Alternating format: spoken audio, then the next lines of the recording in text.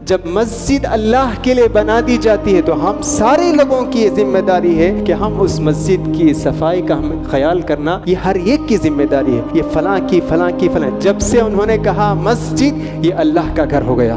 عمدہ لباس اور بہتر لباس کا خیال کرنا چاہیے۔ ایسا نہیں کہ مسجد آتے وقت ایسے لباس پہن رہے ہیں جس سے بالکل ہی آپ کا عورہ جو چیز چھپانی چاہیے وہ نہیں چھپا رہے ہیں، اور اس کے علاوہ سارے مصلیوں کے لیے وہ ایک فتنے کا باعث بن رہا ہے۔ اشہد ان لا الہ الا اللہ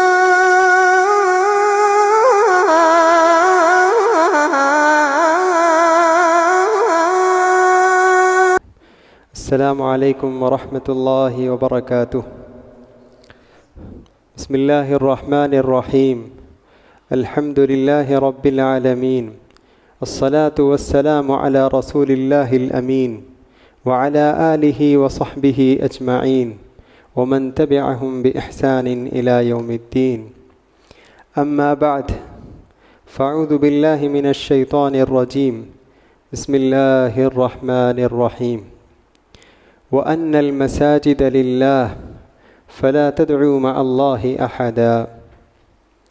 تمام تعریفیں اللہ رب العالمین کے لیے ہے، جس نے قرآن مجید کو نازل کیا اور پیارے نبی محمد صلی اللہ علیہ وسلم کو ساری کائنات کے لیے رحمت بنا کر بھیجا۔ محترم حضرات اور خواتین اسلام، آج کی تراویح میں 11واں پارہ پڑھا گیا، یعتذرون۔ اس پارے میں 2-3 باتیں ہیں، میں ان کی طرف اشارہ کر کے آج کا جو میرا موضوع ہے وہ موضوع کچھ دوسرا ہے۔ وہ موضوع ہے مسجد کی اہمیت اور اس کے آداب۔ تو میں اس موضوع پر کچھ روشنی ڈالنے سے پہلے 11ویں پارے میں آج جو پارہ پڑھا گیا ہے اس میں 2-3 باتیں ہیں، اہم باتیں، میں ان کی طرف اشارہ کر کے میں اپنے اصل موضوع کی طرف انشاءاللہ آؤں گا۔ دیکھیے، آج کا پارہ جو ہے 11واں پارہ ہے، جو سورہ توبہ پر مشتمل ہے اور سورہ یونس پر بھی مشتمل ہے۔ اس 11ویں پارے میں 3 صحابی کا ایک واقعہ کی طرف اشارہ ہے۔ جنگ تبوک ایک جنگ ہوئی تھی جس میں 3 صحابہ بغیر کسی عذر کے شریک نہیں ہوئے، بغیر کسی عذر کے، بغیر کسی سبب کے اس جنگ میں اللہ کے رسول صلی اللہ علیہ وسلم کے ساتھ شریک نہیں ہوئے۔ بغیر کسی سبب کے جنگ میں شریک نہ ہونا یہ بھی ایک گناہ ہے، یہ بھی ایک گناہ ہے۔ تو جب اللہ کے رسول صلی اللہ علیہ وسلم کو یہ بات معلوم ہوئی کہ اس طرح 3 صحابہ کعب بن مالک اور ان کے 2 ساتھی کہ شریک نہیں ہوئے ہیں، تو اللہ کے رسول صلی اللہ علیہ وسلم ناراض ہوئے۔ تو آخر کار یہ تینوں صحابہ اللہ تعالیٰ کی دربار میں اللہ تعالیٰ سے دعا کرتے ہیں، توبہ کرتے ہیں، گڑ گڑا کر روتے ہیں، توبہ کرتے ہیں، دعا کرتے ہیں، تو اللہ تعالیٰ ان تینوں صحابہ کی توبہ قبول کر لیتا ہے۔ تو اللہ تعالیٰ آیت نازل کرتا ہے کہ اللہ تعالیٰ نے ان تینوں صحابہ کی توبہ قبول کی اور ان کو اللہ نے معاف کیا۔ وعلى الثلاثة الذين خلفوا حتى إذا ضاقت عليهم الأرض بما رحبت، کہ اللہ کہتا ہے یہ تینوں صحابہ جو جنگ میں شریک نہیں ہوئے، زمین اپنی وسعت کے باوجود، یہ زمین کتنی چوڑی ہے اور وسیع ہے، اس کے باوجود یہ زمین ان کو تنگ نظر آنے لگی، تو اللہ تعالیٰ نے ان کو معاف کر دیا۔ تو اس واقعے سے ہمیں یہ بات معلوم ہوتی ہے کہ انسان کتنا بھی بڑا گناہ کرے لیکن اللہ تعالیٰ سے سچے دل سے اگر توبہ کرتا ہے تو اللہ تعالیٰ توبہ ضرور قبول کرتا ہے۔ تو ہمیں کسی گناہ کرنے پر مایوس نہیں ہونا چاہیے، میں تو فلاں گناہ کیا ہوں، میں تو فلاں گناہ کیا ہوں، میں تو فلاں گناہ کیا ہوں، کوئی بات نہیں۔ جب اللہ سے ہم سچے دل سے اللہ سے ہم توبہ کرتے ہیں تو اللہ تعالیٰ مایوس نہیں کرتا ہے، اللہ تعالیٰ توبہ قبول کرتا ہے۔ دیکھیے 3 صحابہ جنگ میں شریک نہیں ہوئے، کوئی عذر نہیں، لیکن اس کے باوجود جب انہوں نے توبہ کی تو اللہ تعالیٰ نے ان کی توبہ قبول کی۔ اسی طرح اس پارے میں ایک اہم واقعے کی طرف اشارہ ہے جو آج کل ہمارے زمانے کے موافق بھی ہے۔ دیکھیے، سب سے پہلی مسجد اسلامی تاریخ میں سب سے پہلی مسجد جو بنائی گئی وہ مسجد قباء ہے۔ مدینہ میں مسجد ہے، مسجد قباء، سب سے پہلی مسجد یہی مسجد بنائی گئی تھی۔ منافقین جب انہوں نے دیکھا کہ یہ مسجد بنائی گئی ہے تو مسلمانوں کو تکلیف دینے کے لیے، مسلمانوں میں پھوٹ ڈالنے کے لیے، اختلاف اور انتشار پیدا کرنے کے لیے انہوں نے ایک مسجد بنائی، اور اس مسجد کا نام ہے مسجد ضرار۔ اس مسجد کا مقصد یہ تھا کہ لوگوں کو قباء کی مسجد سے پھیرنا اور مسلمانوں میں پھوٹ ڈالنا، یہ منافقوں کا کام ہے۔ دیکھیں کیسے کیسے شیطان داخل ہوتا ہے، مسجد کے ذریعے سے بھی شیطان ہمیں نقصان پہنچا سکتا ہے۔ ہم سمجھتے ہیں مسجد اللہ کا گھر ہے، لیکن کبھی کبھی شیطان اس راستے سے بھی آتا ہے۔ تو انہوں نے مسجد بنائی اور انہوں نے اللہ کے رسول صلی اللہ علیہ وسلم سے درخواست کی کہ اے اللہ کے رسول، ہماری خواہش ہے کہ آپ اس مسجد میں نماز پڑھائیں۔ تو اللہ کے رسول صلی اللہ علیہ وسلم اس وقت سفر پر نکل رہے تھے، تو انہوں نے کہا، اللہ کے رسول نے کہا، میں سفر پر نکل رہا ہوں، اس وقت میں آپ کی مسجد میں نماز نہیں پڑھا سکتا ہوں، سفر سے واپس آنے کے بعد اگر موقع ہو تو انشاءاللہ پڑھاؤں گا۔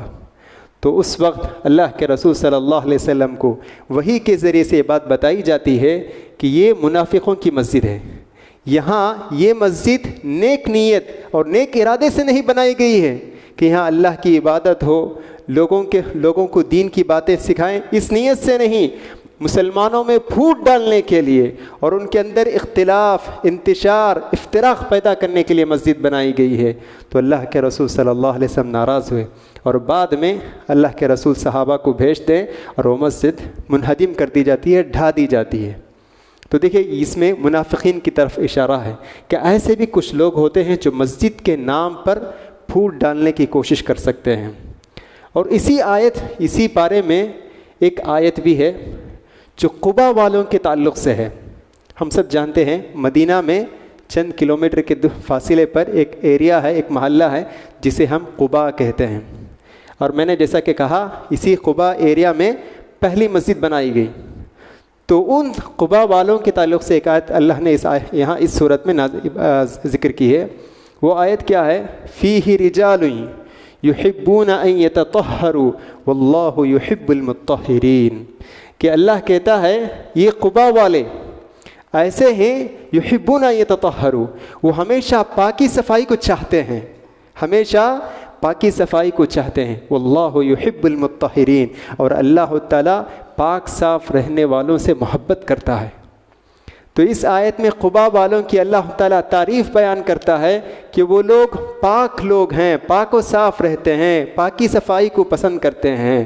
تو اس کی تفسیر میں ایک حدیث آتی ہے کہ یہ ہے کہ قباء والے جب استنجا کے لیے جاتے ہیں، جب قضاء حاجت کے لیے جاتے ہیں تو قضاء حاجت کے لیے پانی استعمال کرتے تھے، جبکہ اس زمانے میں پانی استعمال نہیں کرتے تھے۔ قضاء حاجت کے لیے، پیشاب اور پاخانے کے لیے، استنجا کے لیے جو کچھ پتے وغیرہ ملتے تھے اس سے استنجا کرتے تھے، لیکن قباء والے ان سب کے مقابلے میں پانی استعمال کرتے تھے۔ یہ اللہ کو بہت پسند ہے، اللہ نے آیت نازل کی۔ دیکھو یہ قباء والے بہت پاک ہیں، پاکی صفائی کا بہت خیال کرتے ہیں۔ تو اس سے معلوم ہوتا ہے کہ اللہ تعالیٰ کو پاکی صفائی بہت پسند ہے۔ تو ہمیشہ ہم بھی پاک و صاف رہنا چاہیے، ہماری مسجد پاک و صاف رہنی چاہیے، ہمارا محلہ پاک و صاف رہنا چاہیے۔ ہم محلہ میں داخل ہوتے ہی ایسا محسوس ہونا چاہیے کہ یہ ہمارا محلہ ہے، یہ مسلم محلہ ہے، اسی وجہ سے پاک و صاف ہے۔ لیکن آج ہم دیکھتے ہیں جو دین پاکی صفائی کی تعلیم دیتا ہے، ہم پاکی صفائی سے کتنے دور ہو چکے ہیں۔ اور بعض حدیثیں میں النظافۃ شطر ایمان، اللہ کے رسول نے کہا پاکی صفائی آدھا ایمان ہے۔ اسی طرح اس بارے میں ایک اور آیت بھی ہے، وہ بھی جو ہے ہمارے لیے اہم ہے، کہ اللہ تعالیٰ فرماتا ہے وَمَا كَانَ الْمُؤْمِنُونَ لِيَنْفِرُوا كَافَّةً فلولا نفر من كل فرقة منهم طائفة ليتفقهوا في الدين ولينذروا قومهم إذا رجعوا إليهم، کہ اللہ کہتا ہے سارے لوگ جنگ کے لیے نکل جائیں، یہ مناسب نہیں ہے۔ ہر قوم میں کچھ لوگ ایسے ہونا چاہیے جو دین کی سمجھ حاصل کریں، قرآن پڑھیں، حدیث پڑھیں، فقہ پڑھیں، تاریخ پڑھیں، تفسیر پڑھیں، حدیث کا علم حاصل کریں۔ سارے لوگ جنگ کے لیے نہیں نکلنا چاہیے، بلکہ کچھ لوگ دین کا علم حاصل کرنا چاہیے، دین کی سمجھ حاصل کرنا چاہیے، قرآن پڑھنا چاہیے، تفسیر پڑھنا چاہیے، فقہ پڑھنا چاہیے، اور پڑھنے کے بعد پھر اپنے قوموں کو اس کی طرف دعوت دینی چاہیے، جنت کی طرف بلانا چاہیے اور دوزخ سے ان کو آگاہ کرنا چاہیے۔ تو اس سے معلوم ہوتا ہے کہ ہر محلہ والے، بستی والے اپنے کچھ بچوں کو مدرسہ بھیجنا چاہیے یا دین کی سمجھ، دین کی تعلیم دینی چاہیے، کہ ان کو پوری طرح دین کی باتیں بتانی چاہیے، سکھانی چاہیے۔ ایسا نہیں کہ سارے بچے کوئی دوسرا علم حاصل کریں، کچھ بچے ایسے ضرور ہونا چاہیے جو دین کی تعلیم کے لیے اپنے آپ کو وقف کر دیں۔ تو اس سے بھی ہمیں یہ بات معلوم ہوتی ہے۔ تو بہرحال اب جو میرا موضوع ہے وہ ہے مسجد کے آداب یا مسجد کی اہمیت اور اس کے آداب۔ مختصر طور پر انشاءاللہ ایک 15-10 منٹ میں اس موضوع پر میں کچھ باتیں کہنا چاہتا ہوں۔ دیکھیے، مسجد یہ اللہ تعالیٰ کا گھر ہے، مسجد اللہ کا گھر ہے، اللہ تعالیٰ کی نشانیوں میں سے ایک نشانی ہے۔ مسجد روئے زمین پر، اس زمین پر جتنی جگہ ہیں ان سب میں سب سے زیادہ مقدس اور پاکیزہ جگہ اگر کوئی ہے تو وہ مسجد ہے۔ اللہ کے رسول نے فرمایا احب البقاء، کہ اللہ کے پاس سب سے پسندیدہ جگہ اور محبوب اور پسندیدہ جگہ مسجد ہے، اور سب سے ناپسندیدہ جگہ بازار ہے۔ اس لیے کہ بازار میں جھوٹ بات کہی جاتی ہے، دھوکہ دیا جاتا ہے یا چوری کی جاتی ہے یا خریداروں کو لوٹا جاتا ہے۔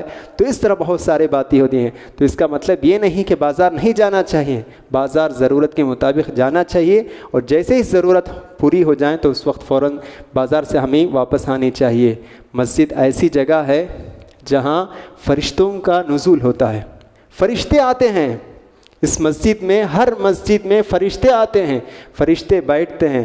اللہ کے رسول صلی اللہ علیہ وسلم فرماتے ہیں مجتمع قوم فی بیت من بیوت اللہ الا نزلت علیہم السکینہ، کہ اللہ کے رسول صلی اللہ علیہ وسلم فرماتے ہیں جو بھی لوگ اللہ تعالیٰ کے گھروں میں سے کسی گھر میں جمع ہوتے ہیں اور وہاں اللہ تعالیٰ کی کتاب پڑھتے ہیں، پڑھاتے ہیں، تو اللہ تعالیٰ کی طرف سے فرشتے اترتے ہیں، انہیں اپنے پروں سے ڈھانپ لیتے ہیں اور ان پر اللہ تعالیٰ کی طرف سے سکینت، سکون و اطمینان جو ہے ان پر نازل ہوتا ہے۔ دیکھیں کتنی بڑی فضیلت ہے اس مسجد کی۔ تو اس مسجد کا احترام کرنا یہ ایمان کا ایک حصہ ہے۔ اللہ تعالیٰ فرماتا ہے وَمَن يُعَظِّمْ شَعَائِرَ اللَّهِ فَإِنَّهَا مِن تَقْوَى الْقُلُوبِ، جو شخص مسجد کا احترام کرتا ہے، اس کی عزت کرتا ہے، تو یہ اس کے دل میں تقوی کی علامت ہے۔ مسجد بنانا، مسجد تعمیر کرنا یہ ایمان کی نشانی ہے۔ اللہ تعالیٰ ان لوگوں کی ایمان کی گواہی دیتا ہے جو مسجد تعمیر کرتے ہیں، مسجد بناتے ہیں اور مسجد آباد کرتے ہیں۔ اللہ فرماتا ہے انما یعمر مساجد اللہ من آمن باللہ والیوم الآخر واقام الصلاۃ وآت الزکاۃ، کہ اللہ فرماتا ہے مسجد تو صرف وہی لوگ تعمیر کرتے ہیں، مسجد تو صرف وہی لوگ آباد کرتے ہیں جو اللہ پر ایمان لاتے ہیں، آخرت پر ایمان لاتے ہیں، نماز قائم کرتے ہیں، زکوٰۃ دیتے ہیں اور اللہ کے علاوہ کسی سے نہیں ڈرتے ہیں۔ دیکھیے اللہ یہاں تعریف بیان کرتا ہے، جو مسجد بناتے ہیں اور مسجد آباد کرتے ہیں تو اللہ تعالیٰ ان کے ایمان کی گواہی دیتا ہے۔ تو مسجد تعمیر کرنا افضل عبادات میں سے ایک عبادت ہے۔ اللہ کے رسول صلی اللہ علیہ وسلم نے فرمایا من بنا للہ مسجدا بنى اللہ لہ بیتا فی الجنہ، کہ جو شخص اللہ کے لیے کوئی مسجد بناتا ہے تو اللہ تعالیٰ اس کے لیے جنت میں گھر بناتا ہے۔ کوئی بڑی مسجد ہی ہونا کوئی ضروری نہیں، شاندار مسجد ہونا ہی کوئی ضروری نہیں، پرندے کے گھونسلے کے برابر، پرندے کا گھونسلہ تو ہم جانتے ہیں، اگر اس کے مطابق بھی اگر کوئی آدمی چھوٹی مسجد بناتا ہے تو اس کے لیے بھی یہ فضیلت ہے۔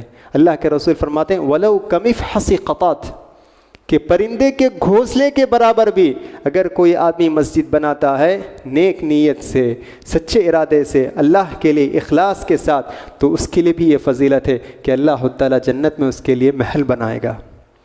دیکھیے اللہ کے رسول صلی اللہ علیہ وسلم مکے میں 13 سال تھے، نبی ہونے کے بعد 40 سال جب آپ کی عمر تھی تو آپ نبی بنائے گئے، تو پھر آپ 13 سال تک یعنی 53 سال تک آپ مکے میں رہے، پھر اس کے بعد مدینہ تشریف لاتے ہیں اللہ تعالیٰ کی اجازت سے۔ جب اللہ تعالیٰ اجازت دیتا ہے کہ آپ ہجرت کر سکتے ہیں تو پھر اللہ کے رسول صلی اللہ علیہ وسلم مکے سے مدینہ کی طرف ہجرت کرتے ہیں۔ مدینہ ہجرت کرنے کے بعد سب سے پہلا کام جو آپ نے کیا وہ مسجد کی تعمیر. آپ نے مسجد نبوی کی بنیاد ڈالی. آپ نے مسجد کے لیے ایک زمین خریدی. 2 یتیم بچوں کی زمین تھی. آپ نے ان 2 یتیم بچوں سے زمین خریدی اور پھر اس کے بعد آپ نے اس سے مسجد بنائی اور وہاں 5 وقت نماز کا اہتمام ہونے لگا. وہ صرف مسجد ہی نہیں بلکہ ہر خیر کا مرکز تھا، وہ ہر بھلائی کا مرکز تھا. اگر کوئی مسجد میں کوئی بہت محتاج اور مسکین ضرورت مند لوگ آ جاتے تو اللہ کے رسول صلی اللہ علیہ وسلم ان کو دیکھتے تو آپ کا چہرے کا رنگ بدل جاتا، آپ پریشان ہو جاتے. آپ لوگوں کے سامنے کھڑے ہو کر ان کے لیے مال جمع کرتے تھے. ایک مرتبہ نماز مسجد میں تھے تو اچانک کوئی قوم آئی، مشتاہ بن نمار، ان کے لباس بہت پھٹے پرانے تھے. تو اللہ کے رسول صلی اللہ علیہ وسلم بہت پریشان ہوئے تو آپ نے لوگوں کے سامنے تقریر کی اور آپ نے کہا اتقوا النار ولو بشق تمرہ، لوگوں دوزخ کی آگ سے بچو اگرچہ کہ کھجور کے ٹکڑے کو صدقہ کر کے ہی کیوں نہ ہو. تو جیسے کہنا تھا ہر صحابی اپنے اپنے پاس جو کچھ چیزیں تھیں سب انہوں نے لا کر دی. ایک ڈھیر سارا ایک مال جمع ہو گیا، پھر آپ نے ان لوگوں میں تقسیم کر دی. تو وہ ہر خیر کا مرکز تھا. وہاں دین کی تعلیم ہوتی تھی، وہاں صحابہ کو دین کے مسائل وغیرہ آپ سمجھاتے تھے، سکھاتے تھے. اور ضروری جو صحابہ جن کے پاس کوئی گھر وغیرہ کا انتظام نہیں تھا وہ صحابہ مسجد میں قیام کرتے تھے اور اللہ کے رسول صلی اللہ علیہ وسلم سے دین کی تعلیم حاصل کرتے تھے. تو اسی حدیث سے بہت سارے علماء کہتے ہیں کہ ہر محلے میں، مسلم محلہ جہاں کہیں مسلمان رہتے ہیں بستے ہیں تو وہاں ایک چھوٹی سی مسجد تو ہونی چاہیے، چھوٹی سی، کم سے کم اپنی حیثیت کے مطابق ایک مسجد تو ہونی چاہیے. اور اللہ کے رسول صلی اللہ علیہ وسلم نے بھی کہا، عائشہ رضی اللہ عنہ کہتے ہیں امر رسول اللہ صلی اللہ علیہ وسلم ببناء المساجد فی الدور وان تنظف وتطیب، کہ عائشہ رضی اللہ عنہ کہتی ہیں کہ اللہ کے رسول صلی اللہ علیہ وسلم نے ہمیں ہر محلے میں مسجد بنانے کا حکم دیا، ان کو صاف و ستھری رکھی جائیں اور ان کو خوشبو لگا کر ان کو معطر کیا جائیں. تو یہ اللہ کے رسول صلی اللہ علیہ وسلم کا حکم تھا. وفات شدہ لوگ، وفات شدہ جو انتقال ہو چکے ہیں ان کے لیے سب سے بہترین ہدیہ، اگر وفات شدہ لوگ کچھ مال چھوڑ کر گئے ہیں تو ان کے لیے سب سے بہترین ہدیہ یہ ہے کہ ان کے نام سے مسجد قائم کی جائے، ان کے نام سے مسجد قائم کی جائے. تو جب تک یہ مسجد قائم رہے گی اس وقت تک ان کے لیے صدقہ جاریہ، کتنے لوگ اس مسجد میں نماز پڑھیں گے، ذکر کریں گے، تلاوت کریں گے، اس کا ثواب ان کو پہنچتا رہے گا. جو بھی ہیں جن کے بھی رشتہ دار انتقال ہو چکے ہیں، اگر ان کے کچھ پیسے باقی ہیں، کچھ جائیداد ہیں تو یہ سب سے بڑا ہدیہ، سب سے بڑا تحفہ ہے. مسجد کی طرف چل کر آنا یہ بہت بڑا ثواب کا کام ہے. اندھیرا ہے، تاریکی چھائی ہوئی ہے، کوئی لائٹ کا انتظام نہیں، پھر بھی وہ تاریکی میں روشنی کے بغیر آپ چل کر آتے ہیں تو بہت بڑا ثواب کا کام ہے. اللہ کے رسول صلی اللہ علیہ وسلم فرماتے ہیں بشر المشائین فی الظلم بالنور التام، کہ اللہ کے رسول فرماتے ہیں جو لوگ تاریکی میں، اندھیرے میں چل کر مسجد کی طرف آتے ہیں تو انہیں قیامت کے دن ایک مکمل نور کی خوشخبری سنائیے. راستے میں تاریکی ہے، چھائی ہوئی ہے، لائٹ کا انتظام نہیں ہے، لیکن پھر بھی آپ کوشش کر کے آتے ہیں تو اللہ کے رسول کہتے ہیں خوشخبری ہے آپ کے لیے، قیامت کے دن انشاءاللہ اللہ تعالیٰ آپ کو نور کامل سے نوازے گا. اور ایک حدیث میں اللہ کے رسول صلی اللہ علیہ وسلم صحابہ سے کہتے ہیں کہ اے صحابہ کیا میں تمہیں افضل عمل نہ بتاؤں؟ تو صحابہ نے کہا ہاں اللہ کے رسول. تو آپ نے فرمایا اسباغ الوضوء علی المکارہ، تکلیف کے باوجود مکمل وضو کرنا. سرما کا موسم ہے، ٹھنڈ ہے، لیکن اس کے باوجود بھی مکمل وضو کرتے ہیں تو یہ بھی ایک بہت بڑا ثواب کا کام. اور پھر آپ نے کہا وکثرۃ الخطی الی المسجد، مسجد کی طرف چل کر جانا یہ بھی ایک افضل عبادات میں سے ایک عبادت ہے. تمہارے گناہ بخش دیے جائیں گے اور تمہارے درجات بلند کیے جائیں گے. تو یہ ہے مسجد کی عظمت. تو مسجد کا خیال کرنا چاہیے، اس کا احترام کرنا چاہیے. تو مسجد کے بھی کچھ آداب ہیں، تو بہت مختصر طور پر میں آداب کی طرف جس قدر جلد ہو سکے میں اس کی طرف اشارہ کرتا ہوں. سب سے پہلی چیز یہ مسجد کی پاکی صفائی کا خیال کرنا چاہیے. مسجد میں کوئی گندی چیز اور بیکار چیز مسجد میں نہیں ڈالنا چاہیے. مسجد کی پاکی صفائی کا پورا اہتمام کرنا چاہیے. ایسا نہیں کہ یہ صرف مؤذن صاحب کا کام ہے، یہ ہر وہ مصلی کا کام ہے جو اس مسجد میں نماز پڑھتا ہے. وہ متولی بھی ہو سکتے ہیں، وہ ذمہ دار بھی ہو سکتے ہیں، وہ پریزیڈنٹ بھی ہو سکتے ہیں، وہ سیکریٹری بھی ہو سکتے ہیں. ہر آدمی کا جو بھی اس مسجد میں آتا ہے، امام صاحب بھی اس میں داخل ہیں، جو بھی دیکھتا ہے کہ اگر کوئی ناپاک چیز ہے، کوئی گندی چیز ہے تو اس کو پھینکنا چاہیے. یہ ہر بہت ثواب کا کام ہے. اللہ کے رسول صلی اللہ علیہ وسلم امیر المؤمنین ہیں اور افضل البشر، خیر الانبیاء، امام الانبیاء. کتنے لقب میں سناؤں.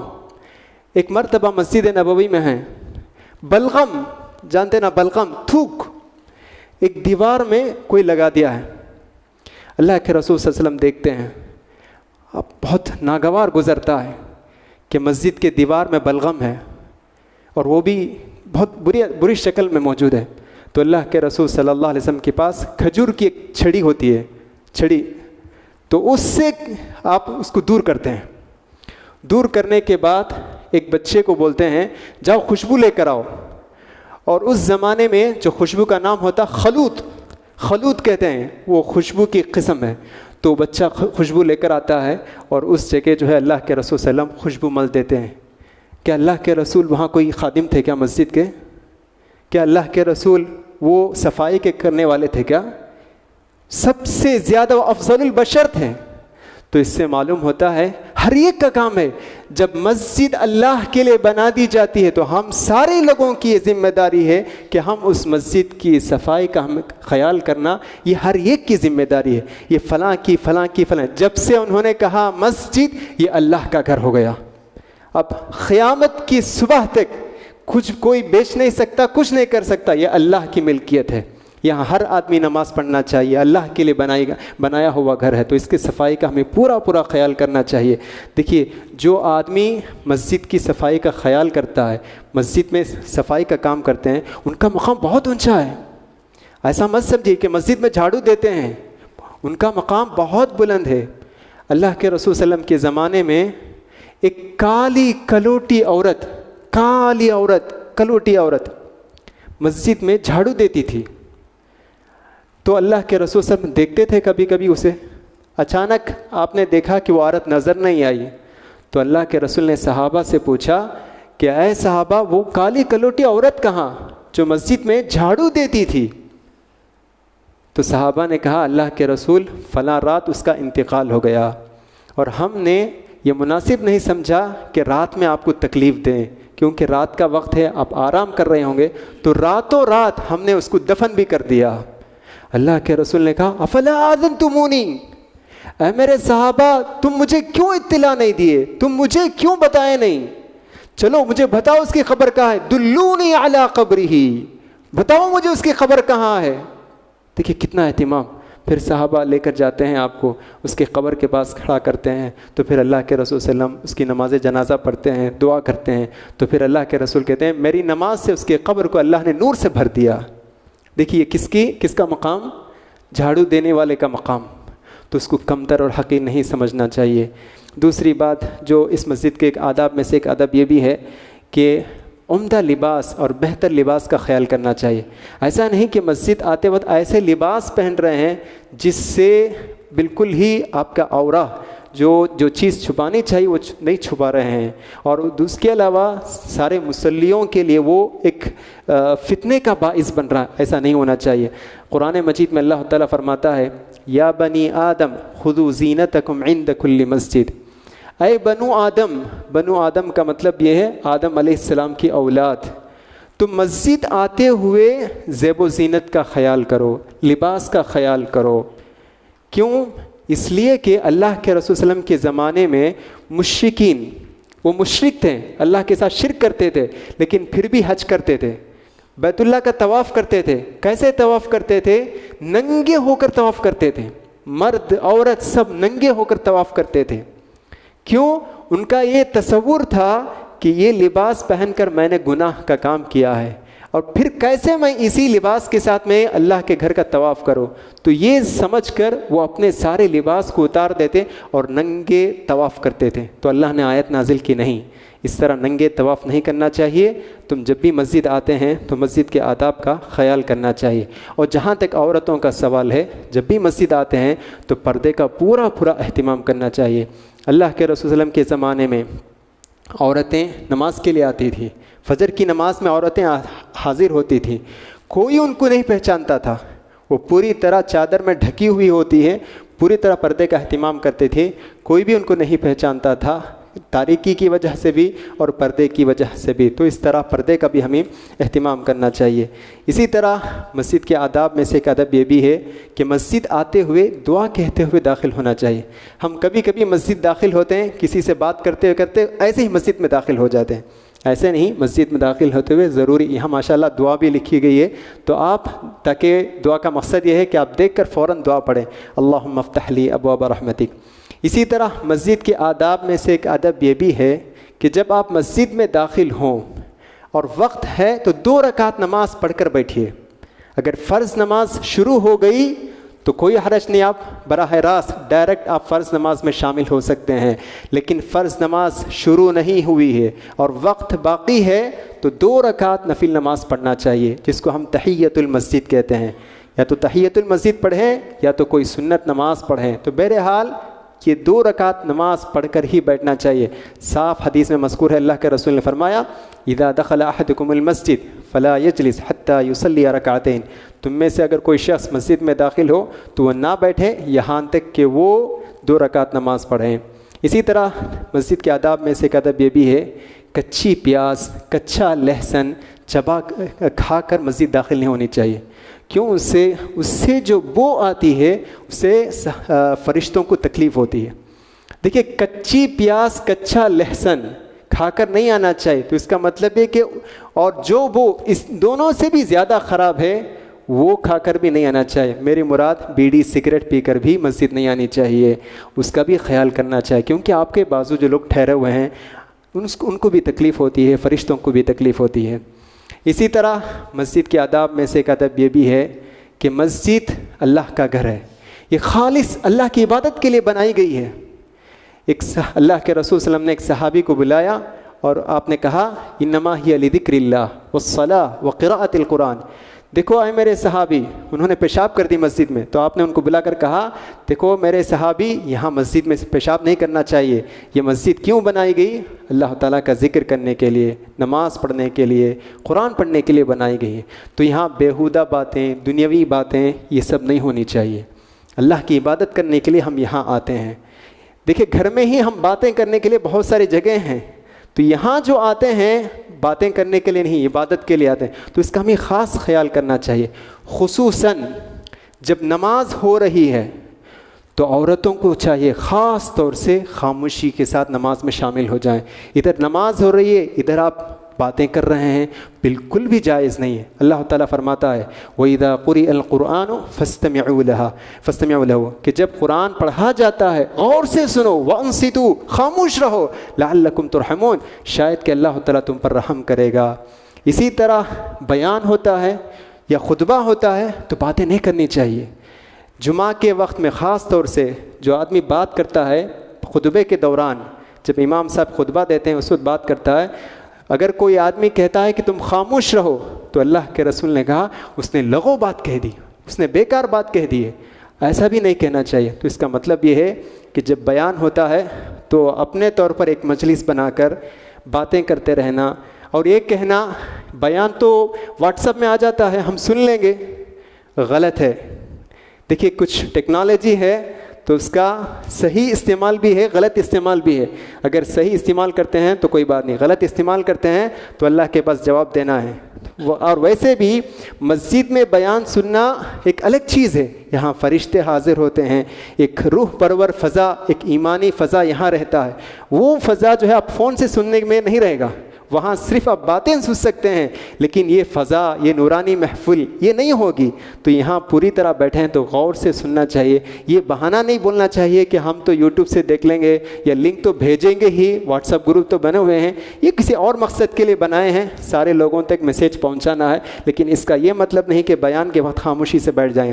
اسی طرح مسجد کے آداب میں سے ایک ادب یہ بھی ہے، حیض والی عورتیں، جو عورتیں ناپاکی کی حالت میں ہیں وہ مسجد میں نہیں آنی چاہیے. ناپاکی کی حالت کی مدت آپ سب جانتے ہیں، 1 ہفتہ یا کچھ زیادہ، یہ اس وقت میں مسجد نہیں آنی چاہیے. اس کی دلیل یہ ہے کہ اللہ کے رسول صلی اللہ علیہ وسلم نے فرمایا عید کے دن ساری عورتیں عید کے دن عیدگاہ آئے گی، اور جن عورتوں کو شرعی عذر ہے، ناپاکی کی حالت میں ہیں، وہ نماز کی جگہ نہ آئیں بلکہ وہ دور رہیں. یہ آپ نے کہا، تو اس سے معلوم ہوتا ہے کہ مسجد میں حائض عورتیں داخل نہیں ہونی چاہیے. اسی طرح مسجد میں لین دین یا کوئی چیز گم گئی ہے اس کا اعلان کرنا یہ بھی درست نہیں ہے. اور آخری بات یہ ہے کہ صفوں کا اہتمام بہت ضروری ہے، کہ ہمیشہ میں جہاں بھی جاتا ہوں تو وہ سنتا ہوں کہ عورتوں کی طرف سے اس میں بہت ساری کمی ہے، کہ صف سیدھی نہیں کرتے ہیں، جہاں موقع ملے وہاں ٹہر جاتے ہیں. تو یہ بات بہت غلط ہے. میں نے تو اس سے پہلے بالکل صاف کہہ دیا تھا کہ جو شخص تنہا نماز پڑھتا ہے، صفوں کو چھوڑ کر فین کے لیے، کھڑکی کے لیے تنہا جا کر نماز پڑھتا ہے، تو ایسے آدمی کی نماز قابل قبول نہیں ہے. لا صلاۃ لمنفرد خلف الصف، کہ اللہ کے رسول نے فرمایا صف کے پیچھے تنہا نماز پڑھنے والے کی کوئی نماز نہیں ہوتی ہے. تو یہ چند مسجد کے آداب ہیں جو میں آپ لوگوں کے سامنے کہنا چاہتا تھا. اللہ تعالیٰ سے دعا ہے کہ اللہ تعالیٰ ہم تمام لوگوں کو مسجد کا احترام کرنے، اس کا احترام کرنے اور اس کی مسجد کے آداب کا خیال کرنے کی اللہ تعالیٰ ہم تمام لوگوں کو توفیق عطا فرمائے. آمین. وآخر دعوانا الحمد للہ رب العالمین.